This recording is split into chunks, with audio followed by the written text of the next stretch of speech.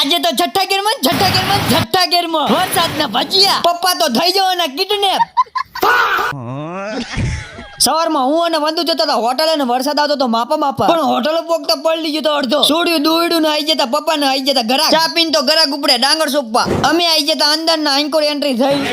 અલે બાપા સીતારામ. વંદુ કાપવા મળી હતી મરચા ને મેં કાપી નાખી હતી મેથી નું બેસન બનાવીને આવ્યો બહાર. પછી હું બનાવવા માંડ્યો તો ચા અને પપ્પા ને આવી જતો મોટો ઓર્ડર. અડધો ઓર્ડર પતાવ્યો એમને ને અડધો પતાવવાનો વારો આવ્યો મારો. પહેલો પતાવી દીધો 1 કિલો નો ઓર્ડર. પપ્પા તો છઠ્ઠા ગેરમાં ઘરા ગઈ છઠ્ઠા ગેરમાં વરસાદે છઠ્ઠા ગેરમાં પણ અમારે શું વાંધો પડે અમારે તો શું છઠ્ઠા ગેરમાં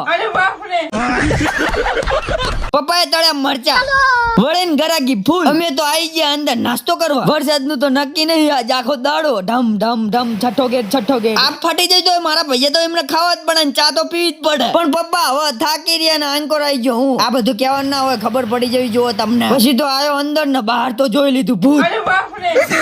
પછી પતિ જતી મેથી ને કપાઈ ગયો મેથી. તો છઠ્ઠા ગેરમાં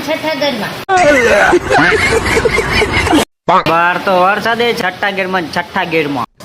ટિફિન લઈને આવી જતા મમ્મી ને ખાઈ લીધું તો અમે હર્ષિત ને લઈને આવ્યા હતા સાથે. અક્ષય ભાઈએ ચાલુ વરસાદમાં મસ્ત ટેબલ ઉપર લગાવી દીધો કાળો ને પીળો. મારે તે ગામ ને વરસાદ ચાજો કાપવા માંડ્યો તો મેથી.